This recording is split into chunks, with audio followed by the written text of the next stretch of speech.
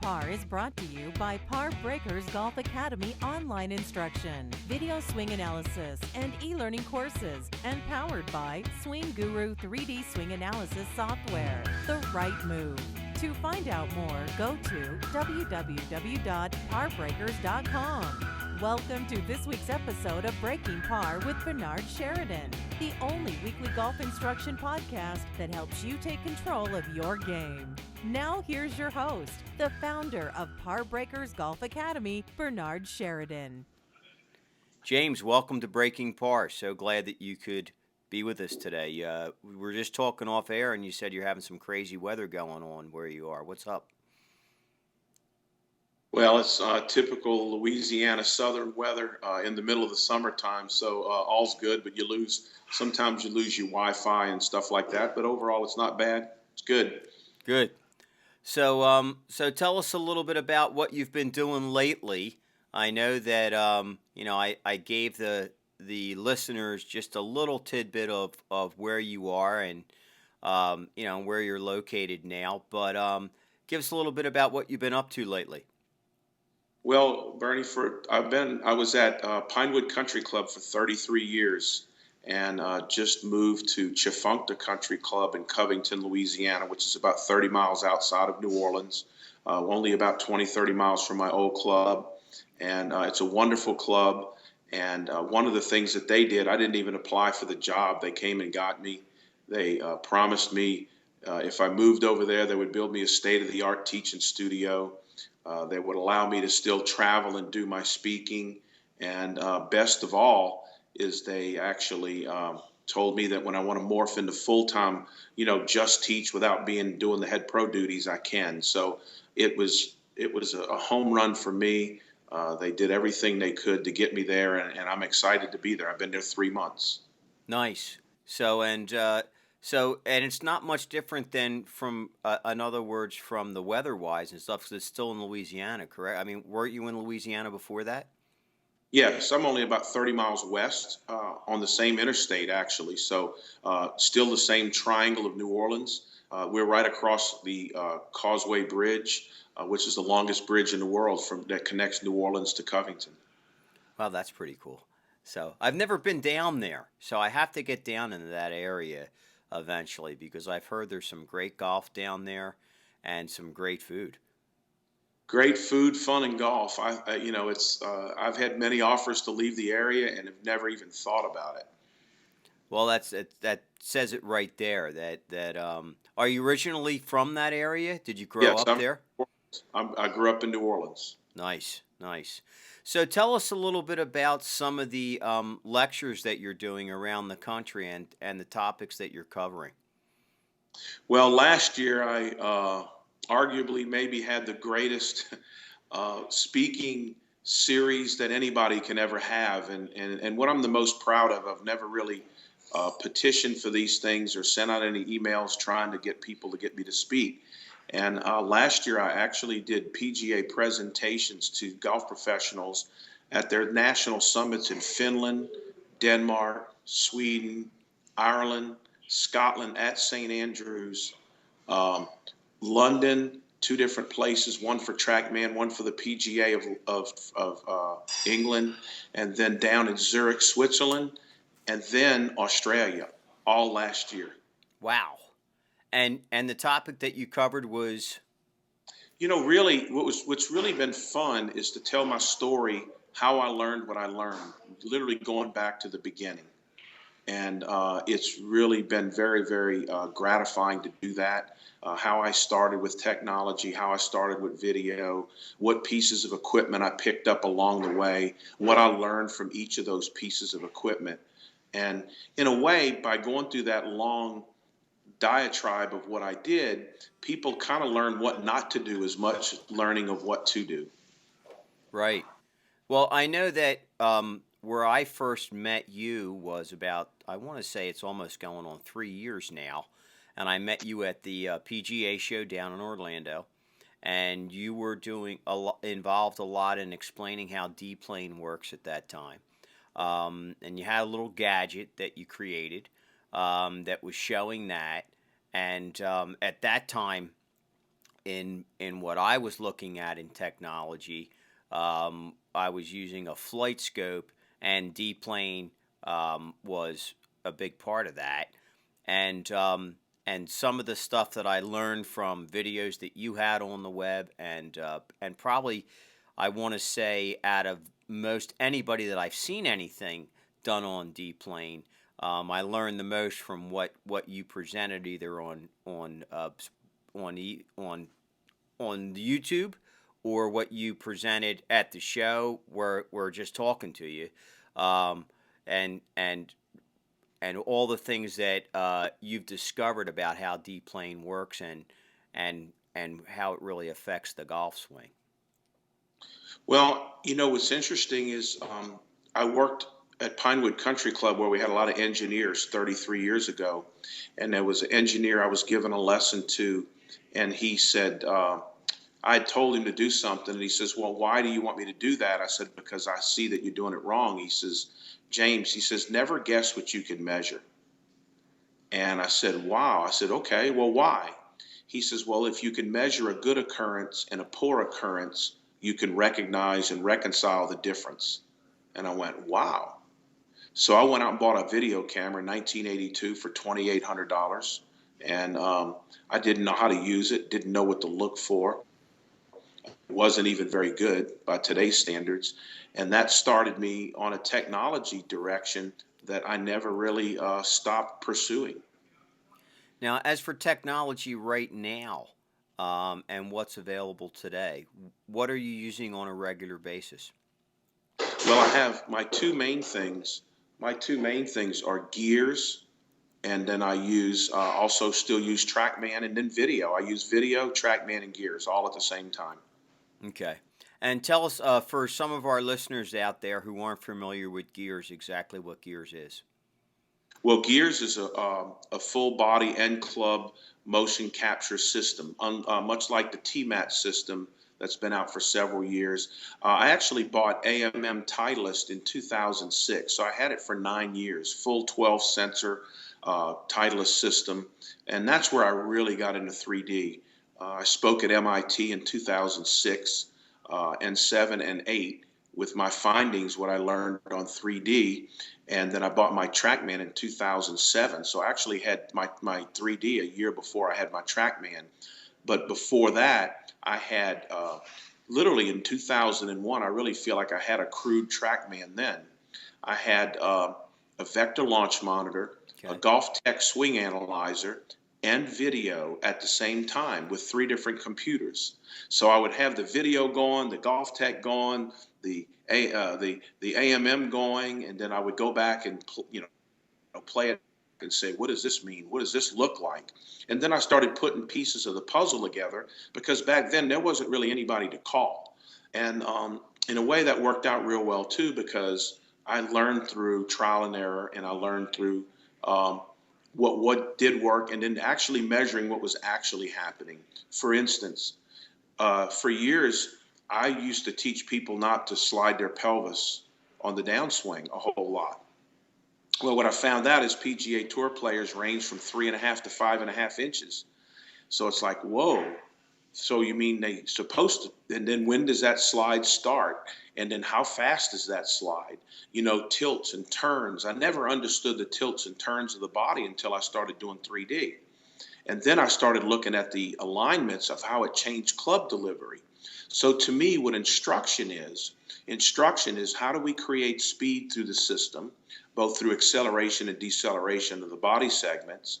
And then secondly, how do we improve someone's impact alignments through motion of the golf swing? So for instance, if we speed something up, we change club delivery. If we slow something down, we change club delivery. If we change the direction of something intentional, we change club delivery.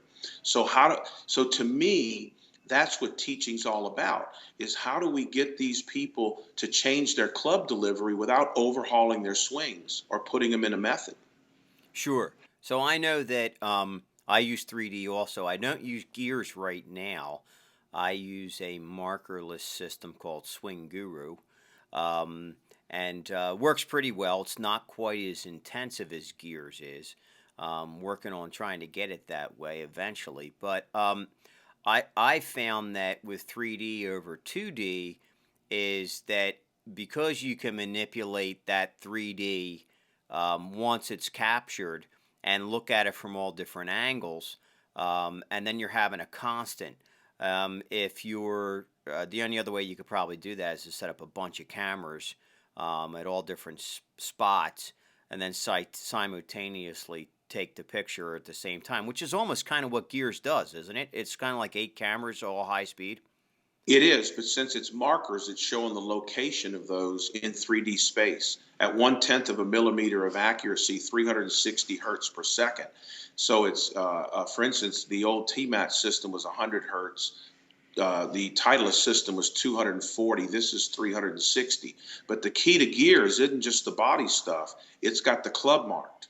Right. So it's measuring the twisting and the torques and the lead deflection, the droop deflection of the shaft, which is amazingly important to club delivery. So we've talked about the body.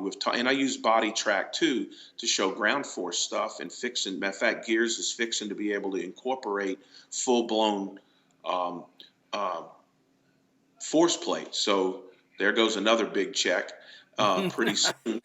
And then obviously to combine ground forces on Gears with the club data, showing how the club's moving, showing how the body's moving, then tracking the ball with TrackMan and double checking club delivery between TrackMan and Gears. Remember, Gears is also giving you club data at the same time TrackMan is, and you can really see some really interesting things when you've got both systems running at the same time. They have to be meticulously set up, but once you get that, it's amazing how close they are, and it makes you feel good about the check you wrote on both systems. So, I mean, there's a lot of going on lately, and I don't want to say, well, yeah, really, lately. Some bashing about high technology by some of these, and we won't mention any names. We know who these names are that are kind of bashing some of this technology. And I believe that the more that you have the technology available, the more information you can gather, which just gives you the opportunity to better understand what's going on with the player, as long as that information is not overwhelming to the player. And I think that if someone's using technology at that level, I'm sure that you're not getting overwhelming with that information to a player. You're probably kind of translating it into much more logical, easy terms to understand. So, when you're using Gears, do you find that you're using it for all different level players? And how do you think that technology is benefiting, let's say, a higher handicapper, as it would maybe a lower handicapper? Well, for starters, you were very eloquent in what you said about how to use technology. Yes, technology for people just getting into it who are all excited to tell their members what they've learned and what they can measure can be very confusing to the golfer. I totally agree with that. And look, I've been there. I've been guilty of it in my early career. So it's one of those things that you have to get. That would be like saying, well, we don't want our doctor to hook all of these machines to us to see what's wrong with us. That would be insane. I You totally want agree. you want the doctor to know everything he needs to know, and then he comes to you and he says, guess what, we're going to have to put you in the hospital in 3 days and cut you open, and what we're going to do is we're going to go get this little cyst and blah blah blah, and look, then you're going to have a recovery, you're going to be sore for a few days and blah blah. That's all he tells you. He doesn't tell you we're going to cut you open, we're going to split you, and we're going to stretch you apart, and we're going to move your bladder over, and we're going to do this. He doesn't tell you all that. And that's how an instructor has to be with technology. What you use technology for is to first understand what the instructor can use to change the golf swing, to change the club delivery. That's all we're trying to do is change club delivery, and there's a million ways to do it. What are we trying to do? We're trying to manage speed, path, face, and impact point. That's all golf instruction is. So how do we move someone's speed? How do we move their path, both vertical, mean angle of attack, and horizontal, right and left? How do we change their club face? And how do we improve their impact point? What do we have to do with the golf swing to move those things is all we need to know. Now, we can measure and learn and explore and find all kinds of new things that are happening, and that's fine and dandy. But in the end, instruction is changing club delivery. For instance, if I want someone to come more from the inside, maybe I give them more pelvic slide. Maybe I give them more right side bend. Maybe I change the speed in which they go into right side bend. All of those make the club come from the inside more. All are correct. So you get where I'm coming from? Maybe I keep the left arm against the chest longer. Maybe I keep the chest closed longer. I've got a million ways to change path. So when people start bashing each other that somehow that if they don't use this technology or that technology, they can't teach, that's wrong too. And so, or the people who feel like they're high-tech guys, they're heads and shoulders above some guy on a driving range who understands what I just said. He's just as good. Now, but to measure it, you could start giving some quantitative analysis to what you're doing, how much you're changing it. Now, getting back to gears, I put every lesson on gears, not the full body, but just the club. So it tracks the club. And what's really cool is that I can show the club at the beginning of the lesson, and then after the instruction, we show the clubs on top of each other overlaid, and you can see how club delivery changes. It's amazing. Yeah, that to me right there is a huge thing that now you can show the student not only by what they saw the ball do, but really tangible proof that they changed something from the beginning of a lesson to the end for the better. To create what they're trying or what you're trying to create or what they want to create, and you're helping them create. No doubt. Well, for instance, with gears, we're showing the lead deflection of the shaft and the droop. Well, droop changes lie, lead deflection changes delivered loft. Isn't that kind of important? And we've never measured it before. So then if we change someone's shaft, we see if it changes it or not. So if it doesn't change the droop in the lead deflection, it's just window dressing. So, but some of it does. On some players, it changes more than others. So we use the the the clubs that we can adjust, and you measure the clubs and all the different adjustments, and then you can see how much they change this club delivery when you change shafts. So when you go to a high deflection shaft versus a mid or one with more flex or less flex, you see how much it changes the actual torsion and club delivery is huge, because that's just as important as anything we do with someone's right hip at the top of the backswing. So it's a new frontier, and it's exciting to be on the front end of it. It's really interesting that you mentioned changing a club, and does that happen? Do you find more often than it did before in a lesson now, when you're giving lessons and you're trying to work on something, and then all of a sudden you might say, "Hey, you know what? If we change to this club, let's see what it does." And then all of a sudden it does. Now that student may say, and it works better for them. And now all of a sudden it's like you're doing you're doing a fitting at the same time that you're doing a lesson, because this different shaft might really produce what the student wants to do, and or what the student is trying to create. Well, no doubt. Let me tell you something. I never teach without fitting and never fit without teaching. And I tell people my fittings are also an hour long, and they're 50 minutes of intense teaching followed by 10 minutes of furious fitting. It, and if I can help them with the golf club, I will. But let me give you a perfect example. I have a tour player, some data on Ian Poulter at 110 miles an hour, and he has 15 millimeters of lead deflection of the shaft, which changes the loft positively, a certain amount. And then I've got a student of mine who's same 110 miles an hour clubhead speed, whose lead deflection's 45 millimeters. Now that's about 3 degrees of different loft that they're delivering if they swung the same club. Now, that means that the butt end of the golf club for the guy who likes it more has to be 1.5 inches or so further forward to get rid of the lead deflection of adding loft. That is so important. What did I do? I moved the ball back in the guy's stance. You see, it was a club thing determined the swing change. And you could do vice versa. But you're not, for instance, I could not get that guy's lead deflection down, so I had to take care of it in the golf swing. Bottom line is you have to deliver that club head. Whether you change the club or you change the body, you got to change something.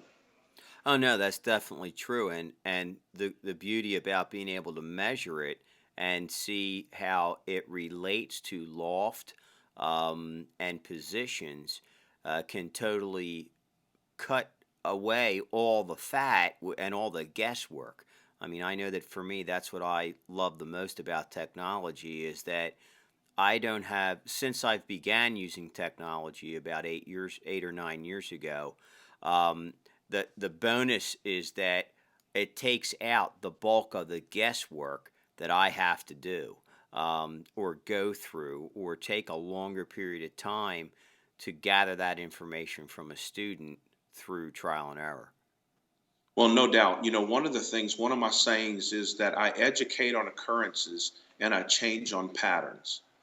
So when someone hits a golf shot, I'm not automatically changing something the next swing. Until I see it in a pattern, I don't change it. But I tell them and educate them on individual occurrences. So, for instance, hey, that was the faces issue. Hey, that ball did that because it hit slightly in the heel. Hey, the and so forth. So you've got to tell them why the face was closed to the path, or the ball was open, the face was open to the path. You educate on those, but you don't want them changing from swing to swing to swing a lot because it gets you nowhere when you're doing nothing but change. Oh, sure. No, I absolutely agree. I feel the same way. I know that I'll see what tendencies students have over a course of a lesson, and or maybe what tendencies they're having at this moment that they've had a lot during the past few rounds, and then we'll look at those tendencies, and then we'll adjust accordingly to that. Well, technology, I'm telling you this. I'm 55 years old, so I've seen no technology, and I've seen lots of technology, and we're no longer putting leeches on our students. So when I look back at the information that I got back in the 70s and how poor it was, and it really hurt my development as a player myself. So, and the people that are bashing technology, they realizing that a lot of the stuff that the mid-level teachers are teaching came from technology. So, for instance, they might not have technology themselves, but the stuff that they've learned have been based on technology findings. And we should always continue to try to understand more, but there'll always be more to understand than we need. However, we have plenty of information today to make people better. So to think that we've got to go, 100 times more in information to make people better, I'm sorry. We've already got what we need. I don't mind learning more, but I think we have plenty of information to make people better, but we're not going to stop learning. There's nothing wrong with that. Oh no, you can never stop learning, and I'm a huge advocate of that, and a huge advocate of what you learn. You don't have to use every ounce of it when you're doing a lesson. You only have to use what's pertaining at this moment to the situation that you're in, and also make that information as easy to understand for the student as possible so that they can actually apply that information and then better understand it themselves so that when they're not with you they can go to that information and execute it, which I think for most people when they're not with you, they're in other words if they're your student, that a lot of times they forget really what that was. So when they come back, then we're there to remind them and then continue with what the situation is at hand. Oh, no doubt. I take pride in a lot of students come to me and they go, we heard you're really technical as far as what your equipment, but this was really simple. This lesson was very simple. And I tell them, I said, yeah, all it comes down to is net club change and in how you deliver it. And so you don't have to change people a mile. You have to change them a couple of degrees. Yeah. So you don't have to completely rebuild someone's golf swing to change some kind. What are we trying to manage? Speed, path, face, and impact point. That's it.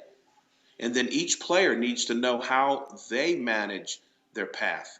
They're both vertical angle of attack and horizontal path. Then they need to know how they manage their face and how they manage their impact point.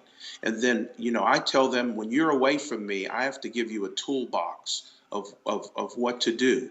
And when you start seeing golf shots do certain things, that you have enough of a toolbox to say, okay, that's where the ball started, that's where it ended, so the face should have been this much closed. And by the way, did that hit on the toe? No, that hit solid. So if it hit solid, that means the face was definitely closed to the path. And those kind of things. I don't think that's too complicated to teach your students, to have a little bit of diagnosing skills themselves, to where when they're not with you, they can help themselves. And then obviously when they don't seem to be moving forward, that's when they call you back. Right. And I totally agree. I mean, for me as an instructor, my main objective is to get my students out and in other words, away from me as soon as I possibly can, because I want them to be out there playing and I want them to be on their own. But I also want them to know that I'm always there for them no matter what kind of a question or problem might arise. Either they can contact me or they can make an appointment and come back and see me. So I kind of think of a lot of my students, and even though many of them are older than me, as my kids. And it's the same way that I treat my kids. I try to teach my kids as much as I can so that they're prepared when they're not with me, and they're out on their own in life. And I think that if we treat our students that way, that we're servicing them to the best that we possibly can. Whereas some instructors will try to not do that. They'll try to maybe hold back information in the hopes that the student will keep wanting to come back to get more information. I was always the person that I lay everything on the table and I give as much information as I possibly can, because I want them to excel as quickly as they can. And then if they can do that also, what I have found is that they'll refer me to other players too, because they know that they're not going to be getting dragged along. Well, one of the things that's important, and you're going to love this, golf's like a 10-step math problem. If you got 5 steps wrong, you got the wrong answer. So if you fix one of the wrong steps perfectly, what do you still have? You still got the wrong answer. What if you fix 2 steps perfectly? It's still the same thing. Welcome to golf. Yeah, that is a great analogy. I've never heard that. That's fantastic. I mean, that right there is a huge, huge value bomb that you just dropped on our Coronation listeners. I know it is.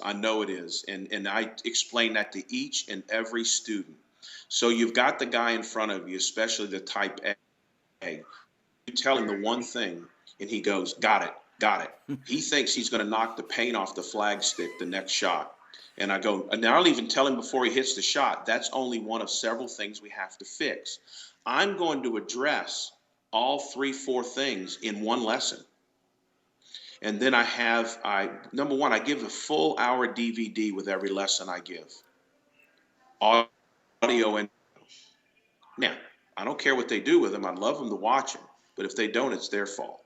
Right. Because I cover a lot. Because I'm telling them how to fix all of the steps. And that until they get all the steps, they'd have to know what they are, what impact alignment they affect, how to fix them, and how to do it the right amount. And how to do it the right amount without conscious thought. Then they're where they need to be. And not until. And so to get there, they have to go through what I call the dark tunnel. And the dark tunnel is curved. And when you get in a dark tunnel and you don't know when it ends and it's dark, you want to run back out the other side as soon as you have poor results. So when these players get a good tip, even though it's the right one and they don't knock the paint off the flag, they abandon the tip and they go to the second tip. Even though it's a good one, when they aren't successful, they abandon it and they never get anywhere. So it's the instructor's job to know what those things are, and to fix them individually and to get them to the end of that dark tunnel. And they have to be competent without cognizant thought. I think too that that's part of the reason why golf is so difficult is because even after you have all those 10 things, let's say, or you know them, you understand them, as a player, like I said a little earlier in the broadcast, they'll forget one of those 10 things. But us as instructors, we're dealing with this every single day, however many hours a week we're teaching. So we're constantly going over those things with students. We always remember it because, well, that's what we do. And that's not what they do. They are just trying to play. So, but I totally think that that's one of the greatest things I've ever heard anybody say when it comes to understanding the magnitude of the facets that are involved in this game, and how if they're not all correct, that you're not going to be playing at your top level. And if you're educated and you understand what those things are, you still may not be playing at your top level every single time you go out to play, but you're going to be a lot closer than you ever could be. Well, it's all part of the process, and the student has to know what the process is. And if then they're smart enough to realize, oh my gosh, I don't have all the pieces of the puzzle. I can't expect results. So then you turn that A personality guy into realizing, oh my God, I don't have all the steps. Then he's engaged, and then you realize that you have to work on these things individually. You can't say, oh, well, I understand all of them. I said, I know you understand them, but you don't have them. See, golf's terrible at partial credit.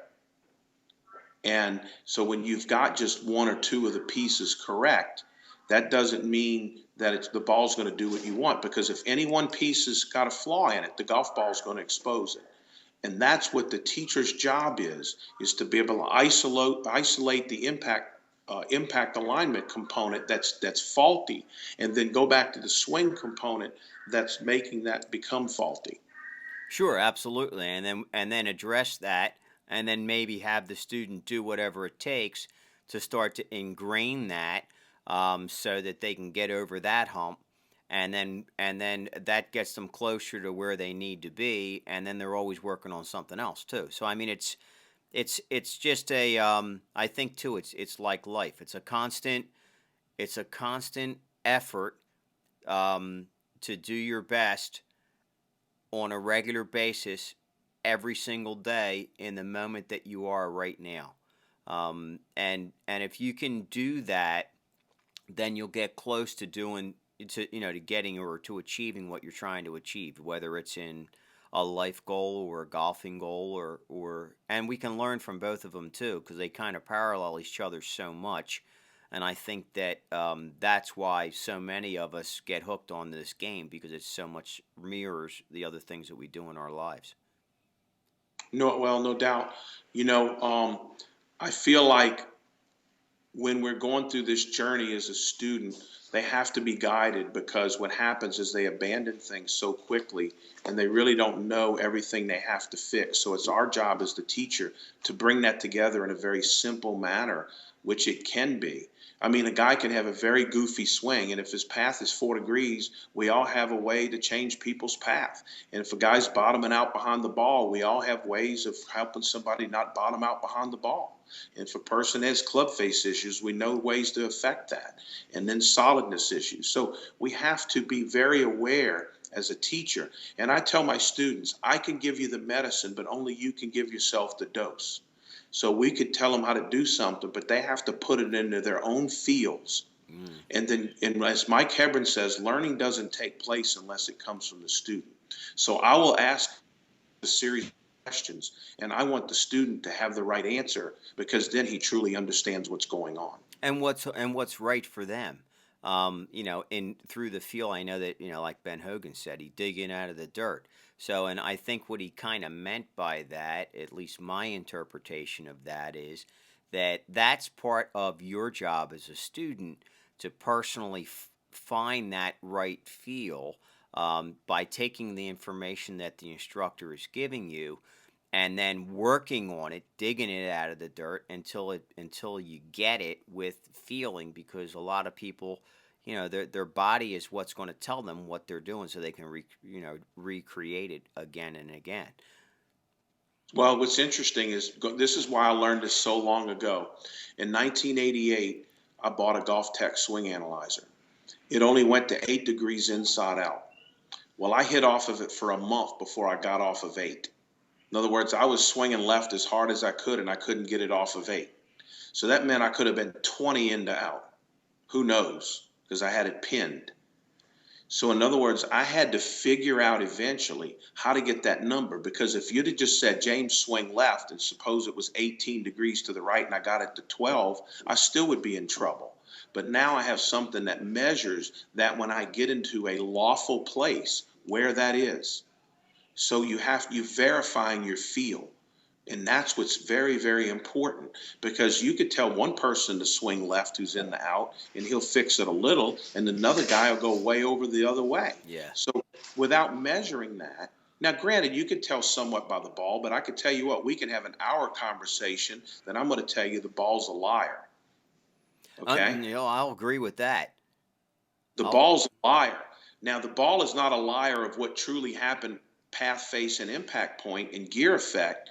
But ball's a liar compared when you only say whatever the ball did was the face-to-path relationship. That's wrong. And what happened was when I did the Golf Tech thing in 1988, I wasn't going to buy it because I had a tour player hitting off of it, and he was hitting straight shots when it said the club face was closed to the path. And then after he hit several of them, I said, well, I'm not going to buy this thing. I said, hell, he's hitting it in the heel. Well, I've marked the club face on drivers since 1988. I never give a golf lesson without marking the face of the club.